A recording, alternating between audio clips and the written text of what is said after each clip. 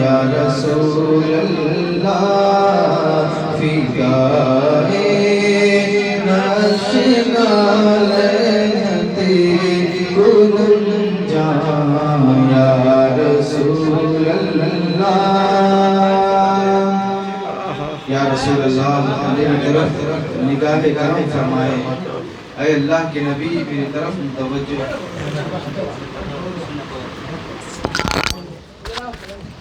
جو سوئے من گزر آری من مسکین ناداری فدائے نقش نالت کنم جاں یا رسول اللہ فدائے نقش نالت کنم جاں یا رسول اللہ دلم بشی مردہ وارا زر سیاہ یا رسول اللہ زکریا خیش حیران سیاہ شدے روزی سیانم زکریا خیش حیران سیاہ شدے روزی سیانم پشیمانم پشیمانم پشیمان یا رسول اللہ پشیمانم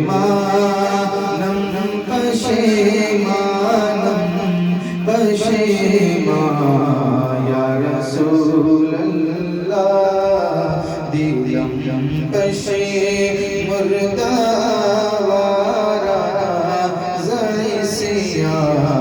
یا رسول اللہ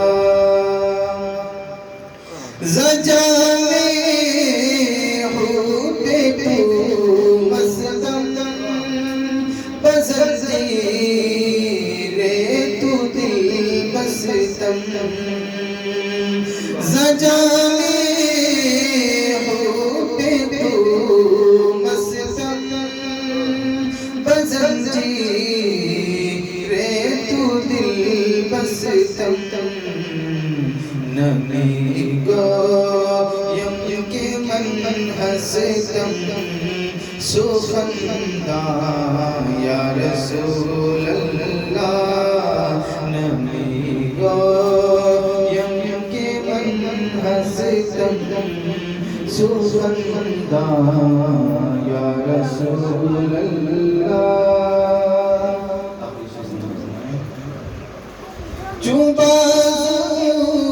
بازوئے شفاعت را کشائی بر گنہگارا جو بازوئے شفاعت را کشائی بر گنہگارا روم جامیرا درا یا رسول اللہ روم جامیرا درا یا رسول اللہ تلم فرسودہ جا پارا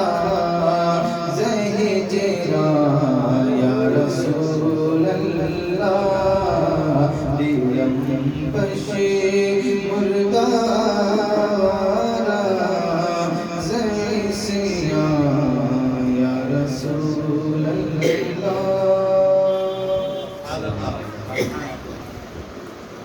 بسم اللہ الرحمن الرحیم. درود پڑھیے اللہم صلی علی سیدنا صلی اللہ علیہ وسلم.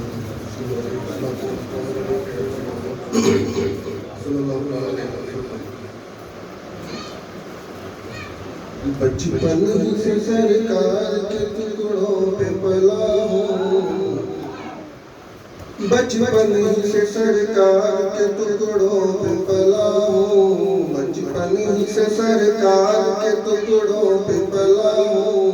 میں شاہ مدینہ کے گداؤں کا گدا ہوں، میں شاہ مدینہ کے گداؤں کا گدا ہوں. بچپن سے سرکار کے ٹکڑوں، بچپن سے سرکار کے ٹکڑوں پہ پلا ہوں. میں شاہ مدینہ کے گداؤں کا گدا ہوں، میں شاہ مدینہ کے گداؤں کا گدا ہوں. ہر آن تصور میں حضوری کے مزے، ہر آن تصور میں حضوری کے مزے. گویا کہ میں گنبد کے تلے نعت سرا ہوں، گویا کہ میں گنبد کے تلے نعت سرا ہوں. میں شاہ مدینہ کے گداؤں کا گدا ہوں، میں شاہ مدینہ کے گداؤں کا گدا ہوں. بچپن ہی سے سرکار کے ٹکڑوں پہ پلا ہوں، میں شاہ مدینہ کے گداؤں کا گدا ہوں. ناتا ہے میرے وقت پہ شاہان زمانہ، ناتا ہے میرے وقت پہ شاہان زمانہ. کاسا لیے دہلیز پیمبر پہ کھڑا ہوں، کاسا لیے دہلیز پیمبر پہ کھڑا ہوں. میں شاہ مدینہ کے گداؤں کا گدا ہوں، میں شاہ مدینہ کے گداؤں کا گدا ہوں. بچپن ہی سے سرکار کے ٹکڑوں پہ پلا، میں بچپن ہی سے سرکار کے ٹکڑوں پہ پلا ہوں. میں شاہ مدینہ کے گداؤں کا گدا ہوں. سائل بھی ہوں، حاجی بھی ہوں، مداح نبی میں، ظاہر بھی ہوں، حاجی بھی ہوں، مداح نبی میں. جو کچھ بھی ہوں مرشد کی دعاؤں سے ہوا ہوں، جو کچھ بھی ہوں مرشد کی دعاؤں سے ہوا ہوں. میں شاہ مدینہ کے گداؤں کا گدا ہوں، میں شاہ مدینہ کے گداؤں کا گدا ہوں. بچپن ہی سے سرکار کے ٹکڑوں پہ پلا ہوں، میں شاہ مدینہ کے گداؤں کا گدا ہوں. عقیدت پیش کر دی. یقیناً ایک 4 سال سے حضرت کا یہ کرم ہے کہ اتنی دیر تک ہم 12 ربیع الاول کے دنوں میں کہیں ادھر ادھر ہوٹلوں کے پاس بیٹھ کر ٹائم پاس میں غیبت میں گزر جاتا، مگر یہ حضرت کا کرم ہے کہ ہم جیسوں کو حضرت نے ایک سرکار کی غلامی لگا دی اور نوکری کرنے کا یہ وقت دے دیا حضرت نے. اس لیے کہ یہ 2 گھنٹے ایسے ہوتے ہیں نہ ہم کہیں کسی کو غیبت کر سکتے ہیں، نہ ہم کوئی ایسی بات کر اس محفل میں بیٹھ کر صرف نیکیاں ہی نیکیاں اور حضور کی تعریف ہی تعریف اور حضور کی تعریف کرتے ہیں، حضور کی تعریف سنتے ہیں. یہ وقت ایسا حضرت نے ہمیں عطا کیا کہ ہمیشہ سرکار کی نوکری میں صبح سے شام تک سرکار کی غلامی کرتے ہو، سرکار کے در کی نوکری کرتے رہو. الحمدللہ ہم حضرت کے حکم پر ہر وقت یہی انتظار کرتے ہیں کہ حضرت کا کب حکم ہو کہ ہم سرکار کی نوکری کرنے میں لگ جائیں. ابائی وسیع معزز مقدس ہستی کی بارگاہ میں دعوت سخن دیتے ہیں شہزادہ حضور محمد صدیق شاہ رحمۃ اللہ تعالی علیہ، عالی جناب پیر طریقت رہبر شریعت محمد ایوب شاہ صاحب مہیوی قبلہ اشرفی صابری نظامی، خلیفہ حضور شیخ الاسلام والمسلمین، میں ان کی بارگاہ میں باادب ہو کر عرض کرتا ہوں کہ حضرت ہم تمام کے دلوں کو قلوب کو منور و مجلہ فرمائیں۔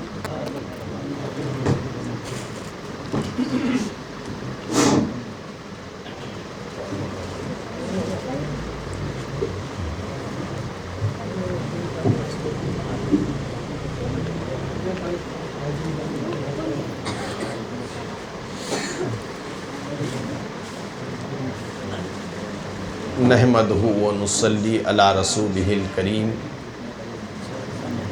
اما بعد، فاعوذ باللہ من الشیطان الرجیم، بسم اللہ الرحمن الرحیم۔ قد جاءکم من اللہ نور و کتاب مبین، صدق اللہ المولانا العظیم و صدق رسولہ النبی الامین المتین الکریم، ونحن علی ذالک لمن الشاہدین والشاکرین، والحمد للہ رب العالمین۔ جو ہو ممدوح خود اپنے خدا کا، جو ہو ممدوح خود اپنے خدا کا، بھلا کوئی کرے اس کی ثنا کیا، بھلا کوئی کرے کیا، بھلا کوئی کرے اس کی ثنا کیا، انہیں میری حقیقت کا پتہ ہے، انہیں میری حقیقت کا پتہ ہے۔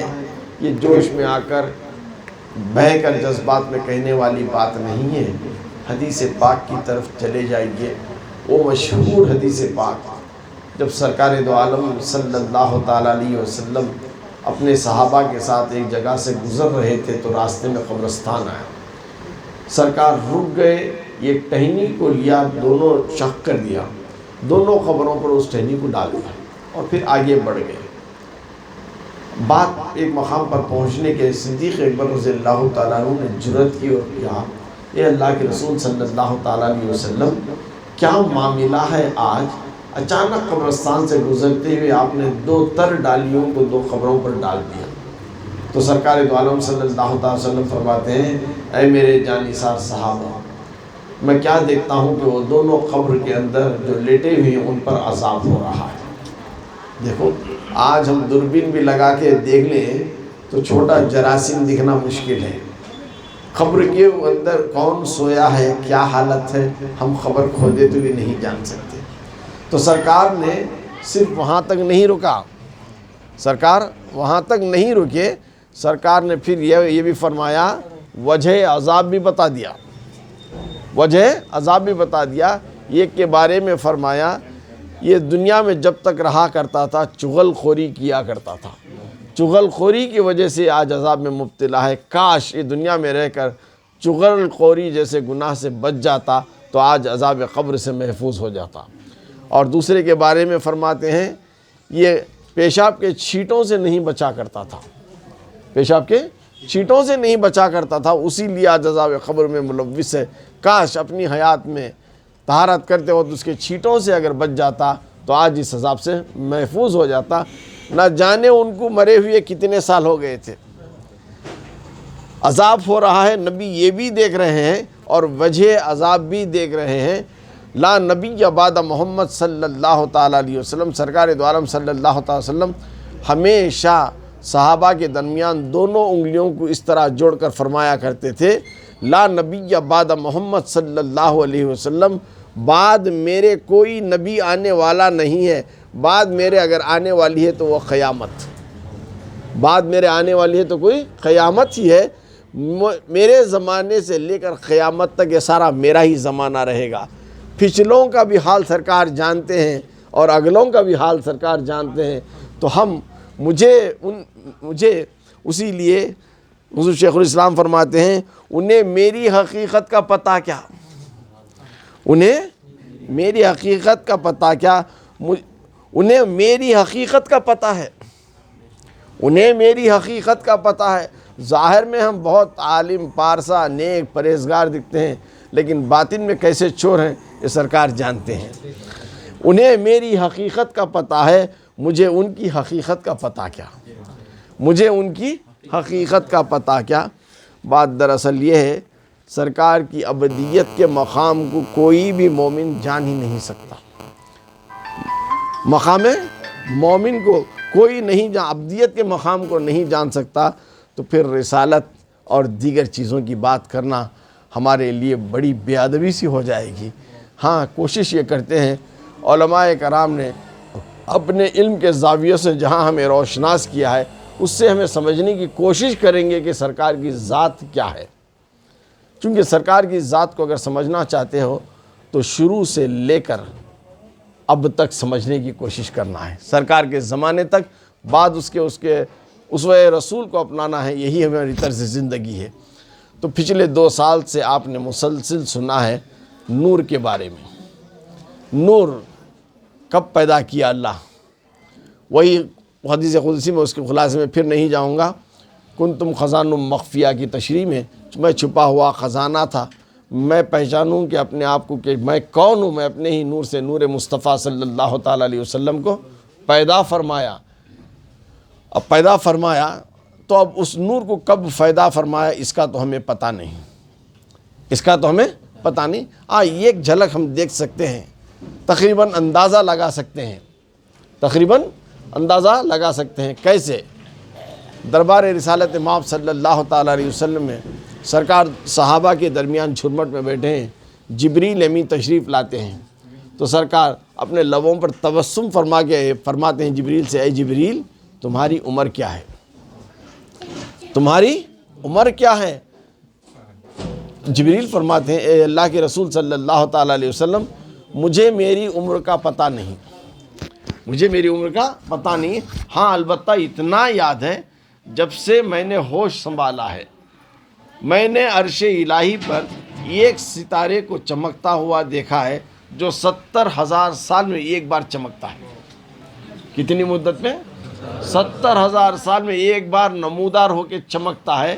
اب تک یعنی آج تک میں نے اس ستارے کو 70,000 مرتبہ دیکھا ہے۔ 70,000 سال میں ایک بار دکھتا ہے، کتنی بار دیکھتا نہیں؟ 70,000۔ اب کیلکولیٹر لے ہو ای کا دکھا ڈالتا اتنا ایرر۔ جب جبریل امین کی ہمیں پتہ نہیں ہے کہ عمر کیا ہے تو سرکار کی نورانیت، سرکار کے نور کو کب پیدا کیا گیا خدا جانے اور خدا کے نبی جانے، خدا جانے خدا کے نبی جانے۔ جب جبریل نے یہ کہا تو سرکار نے اپنے پیشانی مبارک سے زلفوں کو ہٹایا، جیسے ہی ہٹایا وہ تارا یہاں نمودار ہوا تو جبریل سجدے میں گر گئے، آمنا صدقنا یہ وہی ستارہ ہے جو میں عرش اعظم پہ دیکھا کرتا تھا۔ تو آپ قربان جائیے، سرکار فرماتے ہیں اے جبریل وہ میں ہی تھا، اے جبریل وہ میں ہی تھا۔ تو اب سرکار کی عمر کو جو کہتے ہیں 63 سال، 63 سال یہ تو صرف ظاہری عمر ہے، لیکن حقیقی عمر کا پتہ سوائے نبی اور خدا کے کوئی نہیں جانتا۔ تو اللہ تعالیٰ فرما رہا ہے قد جاءکم من اللہ، تحقیق کہ میں نے تمہاری جانب نور اور کتاب کو بھیجا۔ یہاں نور سے مراد کیا ہے؟ یہ وہی نور ہے۔ مفسرین قرآن فرماتے ہیں یہاں نور سے مراد ذات سرور کونین صلی اللہ تعالیٰ علیہ وسلم۔ یہاں تذکرہ بڑی سادگی کے ساتھ آ رہا ہے، پہلے تذکرہ نور کا ہو رہا ہے اور بعد میں کتاب کا ہو رہا ہے۔ اگر سمجھو کہ تھوڑی دیر پہلے کرنٹ تھا، بہت اجالا تھا، کوئی بھی چیز کو بڑی فرانی سے آسانی سے پڑھا جا سکتا تھا، آنکھ اچھی ہے سب کی، آنکھ سب کی اچھی ہے، رات کے 2 بجے اٹھاتا ہوں، لائٹ نہیں ڈالے سرکار کتاب دیتا ہوں ہاتھ میں، ذرا پڑھو کیا ہے اس میں، بولتا ہوں اب پڑھتی ہیں تمہیں کیا بولتے ہیں؟ دکھ رہا نہیں، کئی آنکھیں نہیں، کیا بولتے ہیں؟ آنکھ صحیح سالم ہے تمہاری، صحیح سلامتی ہے، آنکھ دیکھنے کی قدرت رکھتی ہے، آنکھ اسی وقت دیکھ سکتی ہے جب نور ہو، جب روشنی ہو۔ روشنی جب اس الفاظ پر پڑتی ہے تو الفاظ کا نقش ہماری آنکھوں میں سماتا ہے اور دماغ میں امپرنٹ ہوتا ہے، کیا لکھا ہوا ہے جب زبان کہہ پاتی ہے۔ تو قرآن بعد میں، کتاب بعد میں، نور پہلے۔ اگر کتاب پہلے آ جاتی، نور نہیں ہوتا تو غفلت کا اندھیرا تھا، اس کتاب کو کوئی سمجھ نہیں سکتا تھا۔ تو اسی لیے ذات سرور کونین صلی اللہ تعالیٰ علیہ وسلم کو پہلے بھیجا گیا، بعد میں وقتاً فوقتاً وہی کے نزول میں سارے قرآن کو مکمل کیا گیا۔ الغرض یہ بات نور کی تھی۔ آپ نے پچھلے سال 2 سال تک مسلسل اس نور کے بارے میں سنا تھا، پچھلے سال ذرا ٹکڑیوں میں بٹ گیا تھا، علیحدہ علیحدہ مجالس میں علیحدہ علیحدہ موضوع پر ڈسکشن ہوا تھا، لیکن میں سمجھتا ہوں اس سال میں نے بنگلور میں بھی یہی طے کیا کہ اس نور کے تسلسل کو جاری و ساری رکھیں، تاکہ پہلے نور کو سمجھیں، بعد میں ابدیت کے مقام پر آئیں۔ شاید ابدیت کے مقام پر آنے کے لیے انشاءاللہ اور 2 سال درکار ہو جائیں گے۔ نور کے تذکرے میں آدم نبینا کو تو بنا دیا گیا، پچھلی مرتبہ آپ نے اتنا سنا تھا۔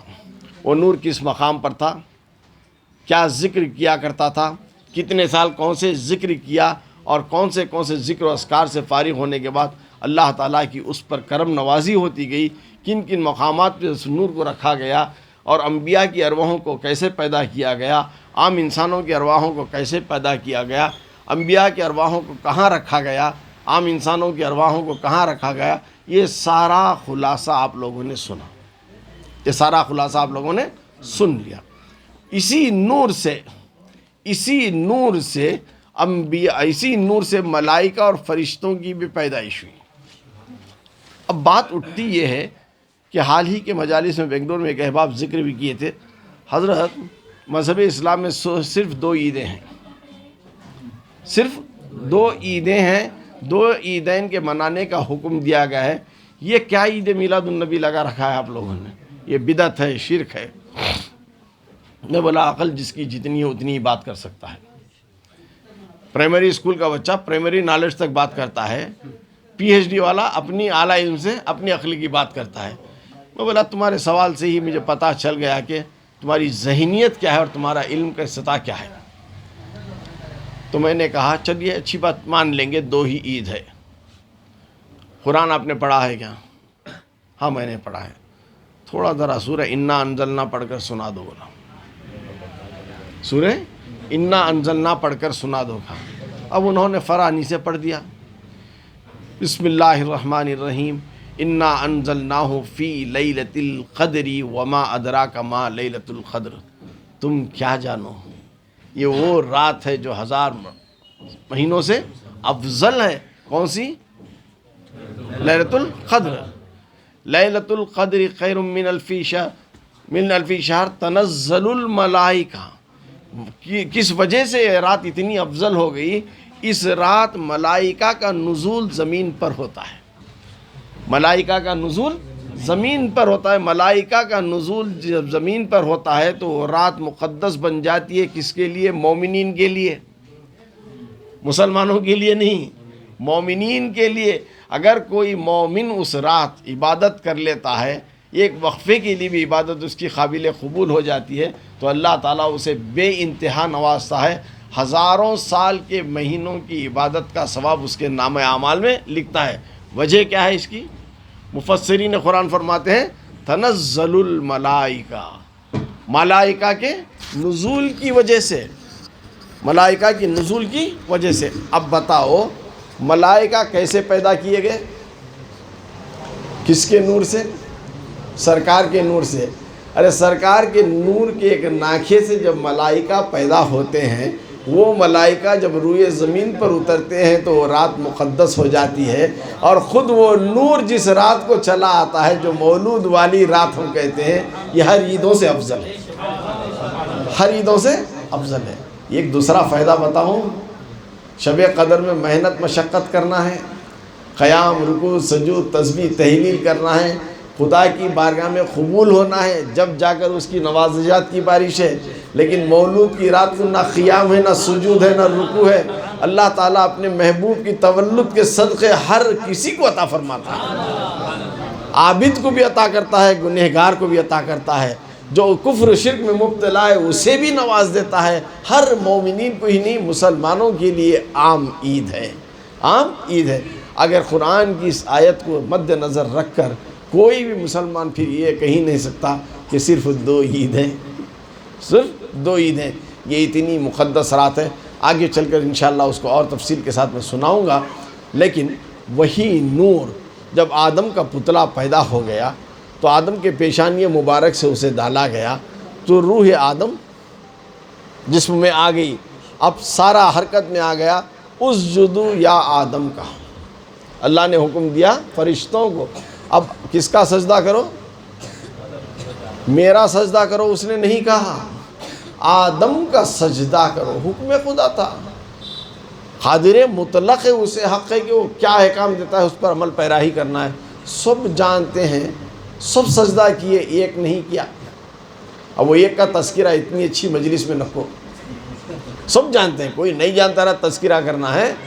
میٹھی زبان رکھ کر کڑوا کا چھوڑا چاکنا بھی ہم نہ گوارا نہیں ہے. لیکن ہوا کیا؟ زمین پر پھینکا گیا، زمین پر پھینکا گیا.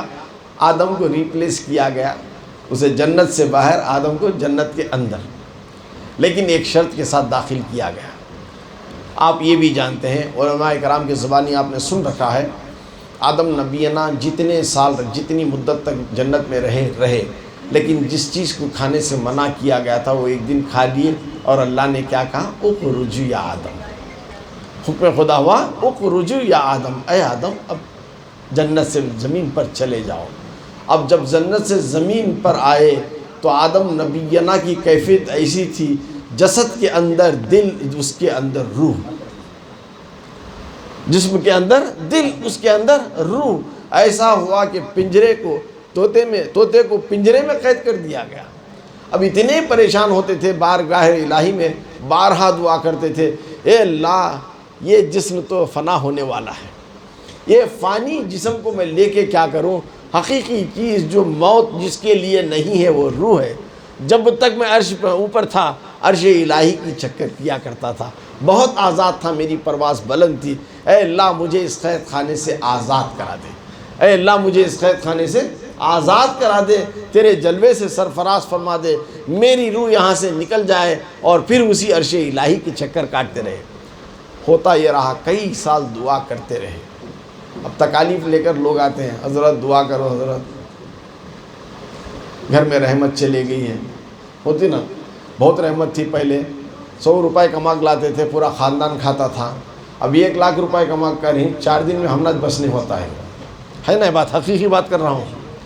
یہ کرتے ہیں، دعا کرتے ہیں، دعا کرنے کے بعد کہ پورا رحمت آ جاتی ہے تمہارے گھر میں؟ نہیں، وقت درکار ہوتا ہے. چلو بات ذہن سے نکلی تو ایک بات بتا دیتا ہوں. آج زمانہ یہ حال ہے، رحمتوں سے خالی ہمارا گھر ہے. جو کام ہم کر رہے ہیں رحمت سے خالی ہے. کون نہیں چاہتا کہ رحمت اپنے گھروں میں آ جائے؟ ہے کوئی ایسا چاہنے والا حاضر مجلس میں جو اپنے رحمت خداوندی کو اپنے گھر میں شامل کرنا نہیں چاہتا؟ ہر کوئی چاہتا ہے نا. لیکن اس کا میں ایک آسان نسخہ بتا دوں، بہت آسان نسخہ ہے، اس سے بچ ہی نہیں سکتے، چونکہ فرائض اسلام میں ہے. فرائض ہے، ہر عاقل بالغ کے لیے فرض ہے. کیا ہے؟ نماز. نماز کھلے میدان میں نہیں، کہاں جا کر پڑھ رہے ہیں ہم؟ مسجد میں جا کر پڑھ رہے ہیں. مولانا وعظوں میں کہتے رہتے ہیں، ہمارے مبلغین فرماتے رہتے ہیں، دعائیں یاد دلاتے رہتے ہیں، لیکن یہ ہے کہ ایک کان سے سنے ایک کان سے چھوڑے، یہ ہمارا معمول ہو گیا ہے. اچھا بتاؤ، جنہوں نے بھی یاد رکھا ہے، مسجد میں جاتے وقت پہلا کون سا قدم اندر رکھتے ہیں؟ سیدھا قدم. کیا پڑھتے ہیں؟ اللہم افتح لی ابوابک فضلک و رحمتک. یہاں کیا ہے؟ لفظ رحمت آ رہا ہے. کبھی تم نے سوچا کہ کون سی رحمت کے تم طلبگار ہو؟ پڑھنا تو پڑھ رہے ہیں، طوطے کو پڑھائی سر کا پڑھا تھا، ہم بھی پڑھ لے رہے ہیں، لیکن اس کے معنی توجہ کریں. جب بھی قدم رکھو تو تمہارے تصور میں یہ ہونا، اے اللہ ہمارے دینی کاموں میں رحمت عطا فرما. جب خدا کے گھر میں آ رہے ہیں تو دین کے کاموں میں رحمت. جب اس کی عبادت، اس کی نوازشات، دعا وغیرہ کر کے جب لوٹتے ہیں تو پھر کون سا پیر باہر ڈالتے ہیں؟ دایاں. دایاں کا پھر سیدھا کر دیں گے، لیفٹ لیگ، سمجھے نا. اب کون سی دعا پڑھتے ہیں؟ اللہم انی اسألک من فضلک و رحمت. پھر اب بھی رحمت بن رہے ہیں. اب کون سی رحمت ہے؟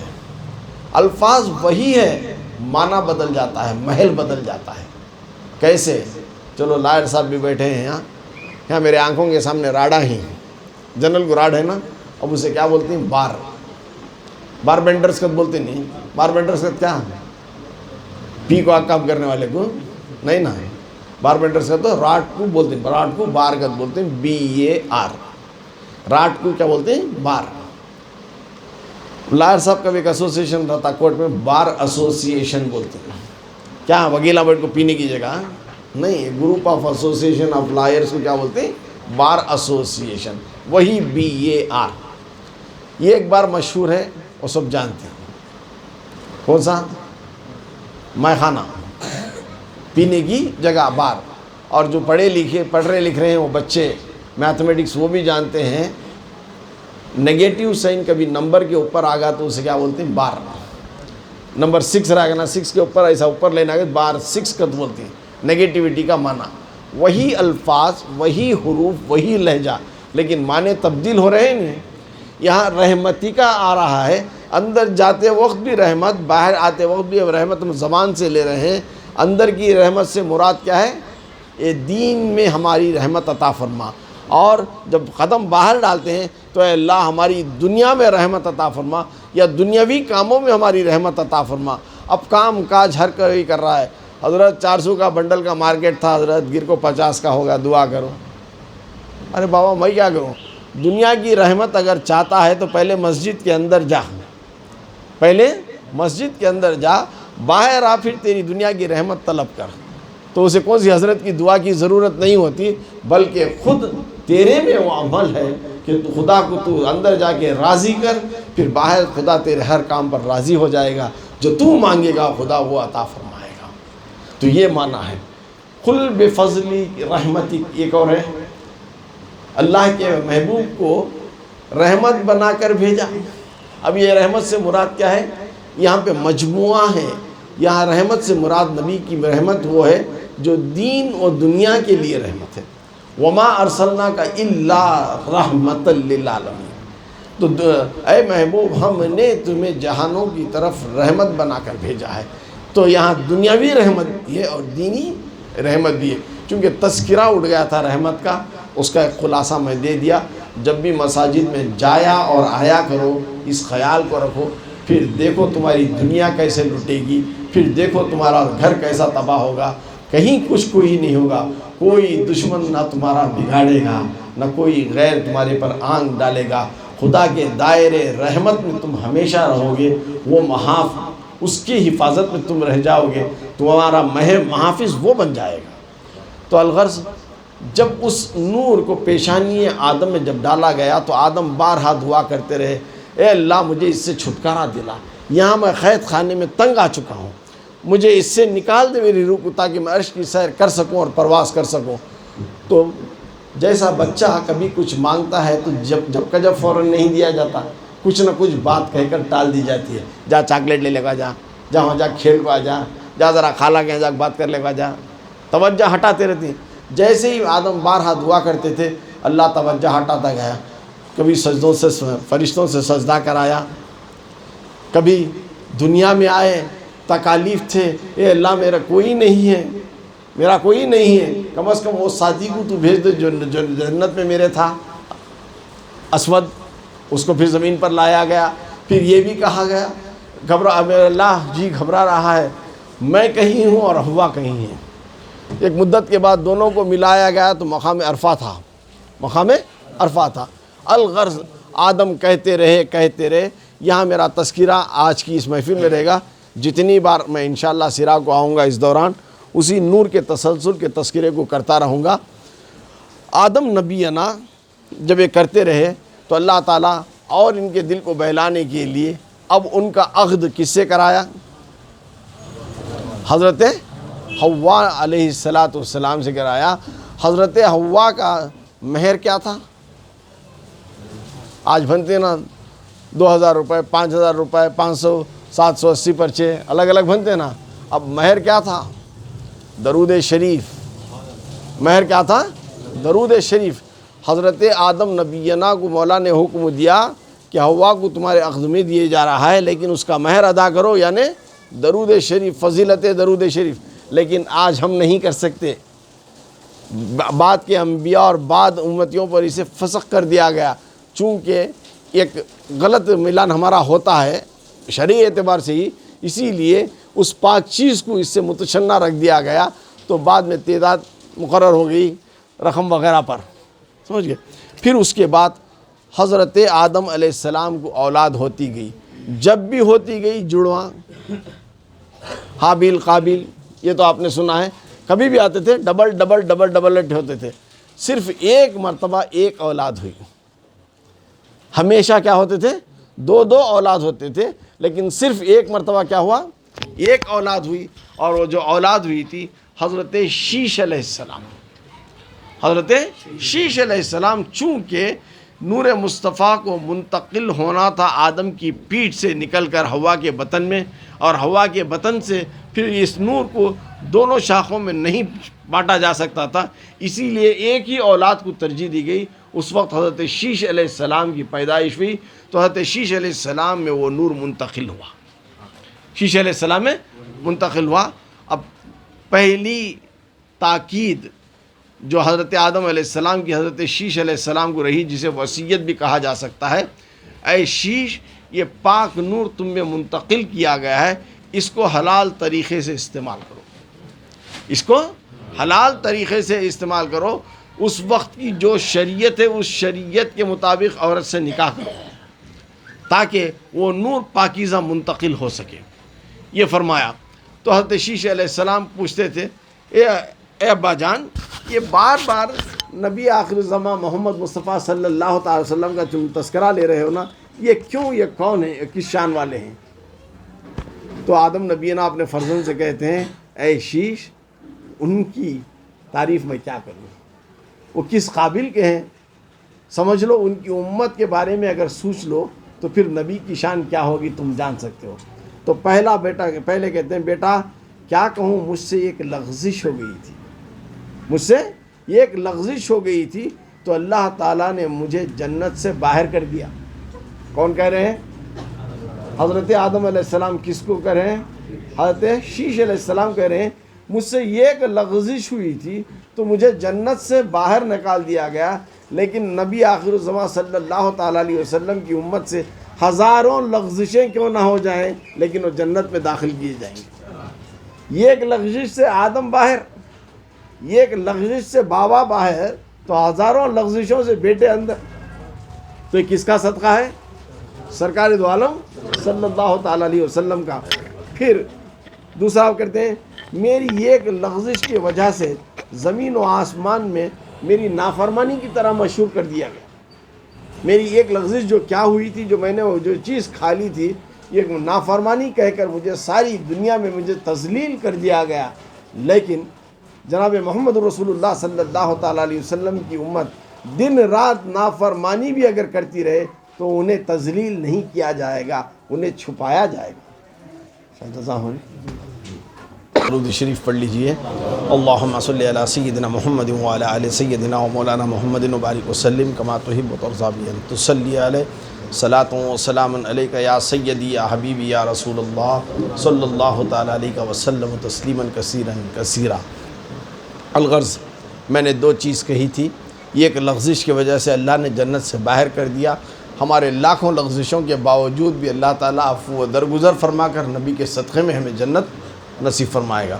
دوسری بات کہی تھی، یہ ایک لغزش سے زمین و آسمان میں میری نافرمانی کی چرچا ہو گئی، لیکن لاکھوں کروڑوں لغزشوں کی وجہ سے امت محمدیہ کو کبھی اتنا مطلب ایسا نہیں کہ ان کا خلاصہ کر دیا جائے گا، یہ نہیں کہا، لیکن پوشیدہ رکھا جائے. تیسری بات، مجھ سے لغزش کیا ہو گئی، مجھے اور حوا کو 100 برس تک جدا کر دیا گیا. مجھ میں اور حوا میں جدائی کتنی برس ہو گئی؟ 100 برس لغزش کی وجہ سے. لیکن امت محمدیہ صلی اللہ تعالیٰ علیہ وسلم کے معاملات یہ ہیں، ازدواجی زندگیوں میں چاہے کتنی بھی لغزشیں کیوں نہ ہو جائے، انہیں ایک لمحے کے لیے بھی جدا نہیں رکھا جائے گا. پھر آگے چلیے، یہ ایک لغزش کی وجہ سے 100 برس تک میں روتا رہا. ایک لغزش کی وجہ سے 100 برس تک میں روتا رہا، تب جا کر کہیں میری توبہ قبول ہوئی. لیکن قربان جائیے سرکار دو عالم صلی اللہ تعالیٰ علیہ وسلم کے صدقے، اس امت کو اگر جس نے بھی گناہ کر لیا، اس کے گناہ پر اگر ندامت کے ایک آنسو بہا لیا تو وہی جگہ کافی ہے اس کے لیے. اسی وقت اللہ تعالیٰ مغفرت عطا فرما دے گا. یہ گناہ جو لغزش ہو گئی تھی، اس کی معافی طلب کرنے کے لیے نہ جانے آدم نبینا روئے زمین پر کہاں کہاں گئے پتہ نہیں. لیکن امت محمدیہ صلی اللہ تعالیٰ علیہ وسلم کا اصول یہ ہے، گناہ کہیں بھی یاد کر لے، کرے کہیں بھی، یاد کہیں بھی کرے، کہیں بھی صدق دل سے ندامت کے شرم آنسو بہا لے تو پھر اسی جگہ اسے اللہ تعالیٰ عفو درگزر فرما دے گا۔ یہ ساری چیزیں حضرت شیش علیہ السلام ششدر رہ کر سن رہے تھے۔ کتنی خوش نصیب ہے وہ امت، کتنی خوش نصیب ہے وہ امت جو آقا کے صدقے میں اتنا سب کچھ انہیں عطا ہو رہا ہے۔ تو بے شک پر اسی وقت انہوں نے کہا اے اللہ تو مجھے نبی و رسول کے بنا کر بھیج دے، اگر میں چاہتا ہوں کہ اس نبی آخر الزمان کی امتی مجھے بنا کر بھیج دے۔ سب کچھ عفو درگزر ہے صدقے میں محمد رسول اللہ صلی اللہ تعالیٰ علیہ وسلم کے۔ الغرض حضرت شیش علیہ السلام سے چلتا ہوا، اب شجر نسب بہت لمبا ہے، اگر پڑھتے جاؤ تو وقت ہی نکل جائے گا۔ ہر انبیاء کے جسدوں میں اسے وقتاً فوقتاً گزارتا گیا۔ اللہ تعالیٰ جہاں جہاں سے نور گزرتا گیا وہ نیک اور پارسا تھی، نیک اور پارسا تھی، حتیٰ کہ ہوتے ہوتے اس نور کو بطن حضرت عبد المطلب جو حضور کے دادا ہیں، میں پورا نچلی نچوڑ کو آ رہا ہوں، سابق انبیاء کو سب ترک کر سب انبیاء آ گئے یہاں پر، 1,24,000 انبیاء، پھر ہوتے ہوئے بنی ہاشم یہ سارے کنانا وغیرہ سب قبیلے ہوتے ہوتے ہوتے حضرت عبد المطلب تک اس نور کو منتقل کیا گیا۔ تو حضرت عبد المطلب کا چہرہ اتنا نورانی ہو گیا کہ ان کے پیشانی پر کسی کی نظر نہیں ٹکتی تھی، کسی کی نظر نہیں ٹکتی تھی، اتنا نور تھا۔ خود حضرت عبد المطلب فرماتے ہیں مجھ سے میرے پیشانی سے وقتاً فوقتاً وہ نور نکلتا تھا، میں خود پریشان ہوتا تھا۔ جب بھی وہ نور نکلتا تھا کوئی نہ کوئی ایک کامیابی کی علامت ظاہر ہو جاتی تھی۔ ایک بار ایسا اتنا قحط سالی مکے میں ہو گیا تو اہل قریش حضرت عبد المطلب کو لے کر پہاڑ کی اونچائی پر چلے گئے۔ اب فرمائے اے اللہ، اب دیکھو ابھی نبی آئے نہیں ہیں، ابھی نبی آئے نہیں، خدا وحدہ لا شریک کی ابھی وحدانیت کا ترانہ نبی نے گایا نہیں ہے، معبودان باطل ہیں۔ مطلب کیا ہے، اس وقت سے بھی نبی کے اسلام کے لانے سے پہلے بھی یہ قریش کا قبیلہ جتنا بھی قبیلہ تھا یہ خدا کی وحدانیت پر یقین اور ایمان رکھنے والا تھا، نہ کہ بت پرست، نہ کہ بت پرست۔ اسی سے ثابت ہوتا ہے، چند علماء لڑتے جھگڑتے ہیں کہ نبی کے والد کیا مسلمان تھے؟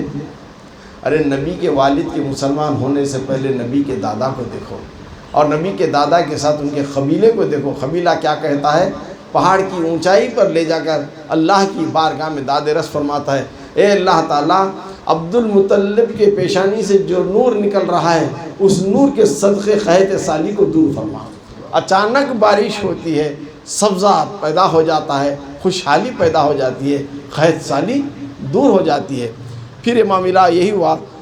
اب چلتے چلتے وہ قصہ آ جاتا ہے ابرہا کا، وہ تو آپ نے بارہا سنا، ابرہا کا قصہ بارہا سنا، یہ تو سناتے رہتے ہیں لیکن سن کر آپ بھول گئے ہوں گے، تھوڑا یاد دلائے دیتا ہوں۔ نجاشی شاہ حبش کا بادشاہ تھا، نجاشی شاہ حبش کا بادشاہ تھا، اس نے اپنے 2 سفیروں کو حبش بھیجتا ہے۔ کہاں بھیجتا ہے؟ حبش کا جو بادشاہ تھا یمن کو بھیجتا ہے۔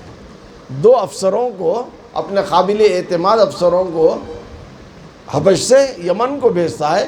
اس میں ایک افسر کا نام تھا ابرہا۔ ابرہا جیسے ہی یمن میں آیا اس نے اپنی بادشاہت کا وہاں خود اعلان کرا دیا۔ آیا تھا بن کر سفیر، لیکن خود اپنا دبدبہ جمانے کے لیے وہاں جم کر بیٹھ گیا، اور ایک گرجا گھر یعنی چرچ بہت بڑا خوبصورت حسین اس نے وہاں یمن میں بنا دیا۔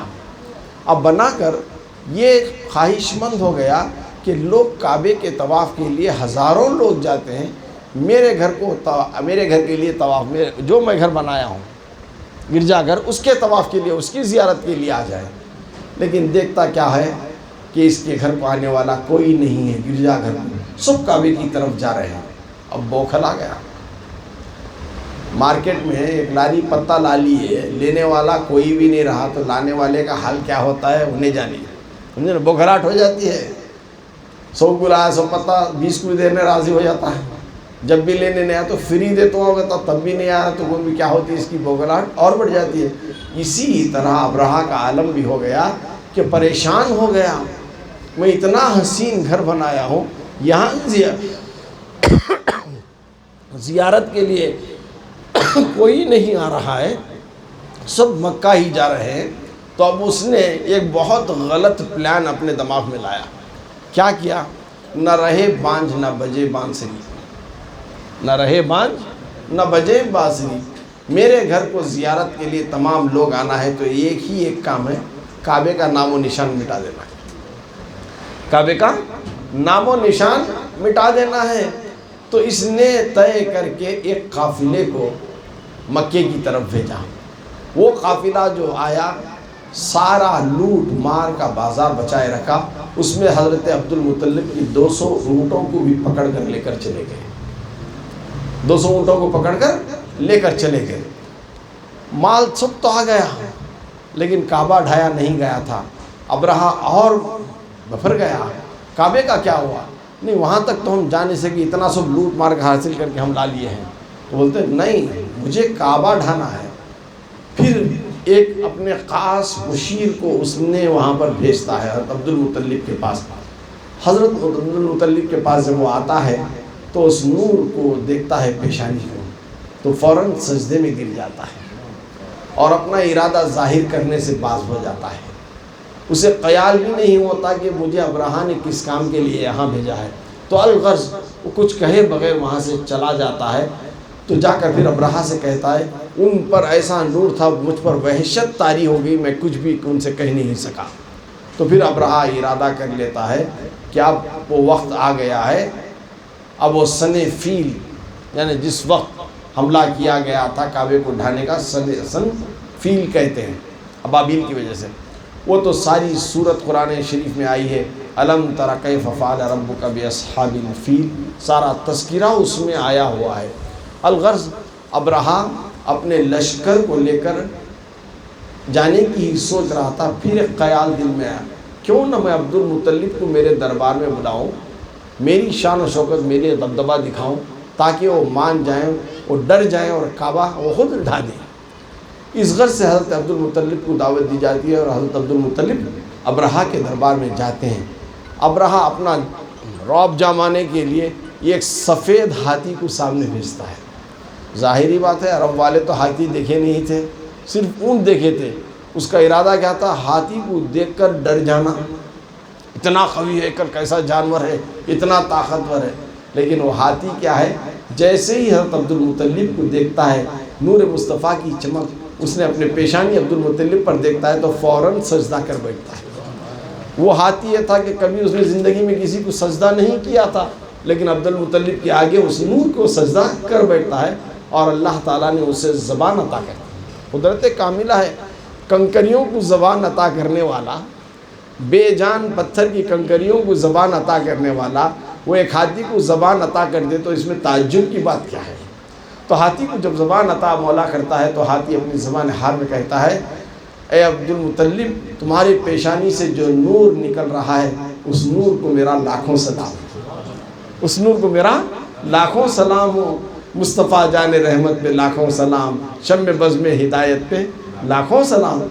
اب ہاتھی کا معاملہ دیکھ کر ابرہہ اتنا وحشت طاری ہو جاتی ہے کہ وہ تخت سے اتر کر نیچے عبد المطلب کے پاس آ کر بیٹھ جاتا ہے اور سہمی ہوئی آواز میں کہتا ہے، عبد المطلب مانگو، کیا مانگتے ہو دے دیا جائے گا۔ عبد المطلب بولتے ہیں، دیکھ ابرہہ، تیرے لشکر کے آدمیوں نے میرے 200 اونٹ کو چرا کر لا لیا ہے حملہ کر کے، بس میرے وہ 200 اونٹ واپس کر دے۔ ابرہہ بولتا ہے، آپ کیسے قریش کے سردار ہو، چاہتے تو یہ ہوتا کہ ابرہہ جو تو ارادہ رکھتا ہے کعبہ ڈھانے کا اس کو ختم کر دے، تو چلا جا، تو واپس یمن چلا جا، حبش چلا جا۔ تو حضرت عبد المطلب سے کہتا ہے، تم چاہتے تو یہ پوچھ سکتے تھے۔ عبد المطلب فرماتے ہیں، جس چیز کی ملکیت میری ہے میں اسے مانگ رہا ہوں، جس چیز کی ملکیت میری ہے اسے میں مانگ رہا ہوں، اونٹ میرے ہیں میں مانگ رہا ہوں، کعبہ اللہ کا گھر ہے، وہ جانے وہ اونٹ چاہتا ہے۔ وہ اس کا محافظ تو وہ ہے، اللہ محافظ ہے اپنے گھر کا، وہ اس کی بچا لے گا۔ میرے اونٹوں کی مجھے پڑی ہے، میں میرے اونٹوں کو بچانے یہاں آیا ہوں۔ بات سے متاثر ہو کر اونٹوں کو دے دیتا ہے، ادھر عبد المطلب چلے آتے ہیں۔ لیکن جب دل میں ایک چیز آ جاتی ہے تو یہ بغیر نہیں آ سکتے، لاکھ چیز اسے نیکی کی دکھاؤ دبدبا جھاڑنے کے لیے، لیکن پھر بھی کچھ اثر نہیں ہوا۔ البتہ اس نے لشکر جراح لے کر، اس سفید ہاتھی کو لے کر اب کعبے کی طرف بڑھتا ہے۔ اب کعبے کی طرف جب بڑھتا ہے تو وہ واقعہ تو آپ جانتے ہی ہیں۔ اللہ نے یہ ایک چھوٹی سی پرندوں کو، جسے ہم کہتے ہیں ابابیل، ان کے پنجوں میں کنکروں کو دے جاتا ہے۔ بظاہر وہ چھوٹے چھوٹے کنکر ہیں، حقیقت میں اگر وہ دیکھیں تو ایٹم بم ہیں۔ جیسے ہی وہ ابابیل ان پتھروں کو چھوڑتے، چھوٹے چھوٹے کنکریوں کو، ہاتھی پر جو سوار تھے ان کے سروں کو سوراخ کرتا ہوا، ہاتھی کو سوراخ کرتا ہوا، ہاتھی بھی فنا اور اس پر بیٹھنے والا بھی فنا۔ اسی طرح ابرہہ اس کا سارا لشکر تباہ ہو جاتا ہے۔ اللہ اپنے گھر کی حفاظت خود فرما لیتا ہے۔ تو یہ صدقہ ہے کس کے صدقے میں؟ نور مصطفیٰ صلی اللہ تعالیٰ علیہ وسلم کے۔ ابھی وہ نور دنیا میں آیا نہیں، ابھی وہ نور دنیا میں آیا نہیں۔ دیگر انبیاء اور قبیلے والوں کے جسدوں میں جب وہ چلا تو وہ اتنی طاقتور والا ہو گیا تھا۔ اب جان لیجیے وہ نور دنیا میں آ جائے تو پھر اس کی طاقت کا اندازہ ہم کیا کر سکتے ہیں؟ تو ہم اس کی طاقت کا کون اندازہ کرے؟ کوئی کیا کر سکتا ہے تیری قدرت کا اندازہ، جو خشک صحرا میں زمزم اچھال دیتا ہے۔ تو وآخر دعوانا الحمدللہ رب العالمین۔ وقت کو بھی مد نظر مجھے رکھنا ہے، پھر مجھے بنگلور بھی پہنچنا ہے۔ آج آنے سے پہلے حالت یہ تھی کہ میں کچھ کہہ نہیں پاؤں گا، اس حالت میں تھا، نیند کا غلبہ ایسا تھا۔ پھر بھی سرکار کی محفل تھی، جان بھی چلے جائے مجھے کچھ نہ کچھ کہنا تھا۔ دوران کہنے کے مجھ سے کوئی ایسی الفاظ، چاہے کفریہ ہو یا میری کم علمی کی وجہ سے کچھ الفاظ نکل گئے ہیں، تو رب کی بارگاہ میں آپ کو صادق بنا کر مولا کی بارگاہ میں توبہ و استغفار کرتا ہوں۔ استغفر اللہ ربی من کل ذنب و خطیۃ و اتوب الیہ، لا الہ الا اللہ محمد رسول اللہ صلی اللہ تعالیٰ علیہ وسلم۔ سبحان ربک رب العزت عما یصفون، السلام علی المرسلین والحمد للہ رب العالمین۔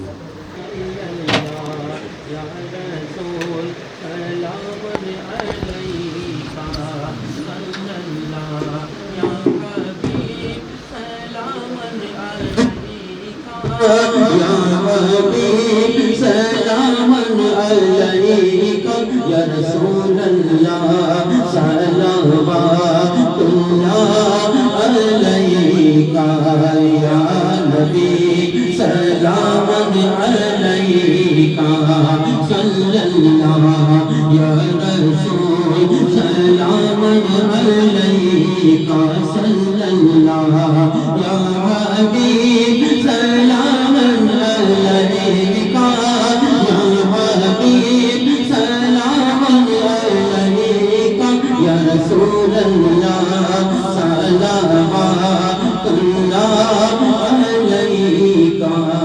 آپ کا تشریف لانا صلی اللہ، وقت بھی اتنا سبحانہ صلی اللہ، جگمگا اٹھا زمانہ، جگمگا اٹھا زمانہ، یا رسول اللہ پوری گاتی تھی ترانہ، یا نبی سلام علیکہ صلی اللہ، یا رسول سلام علیکہ صلی اللہ، یا حبیب سلام علیکہ یا رسول اللہ، صلوات اللہ علیکہ۔ الصلاۃ والسلام علیکہ یا رسول اللہ وعلی آلہ و اصحابہ یا محمد رسول اللہ صلی اللہ علیہ وسلم۔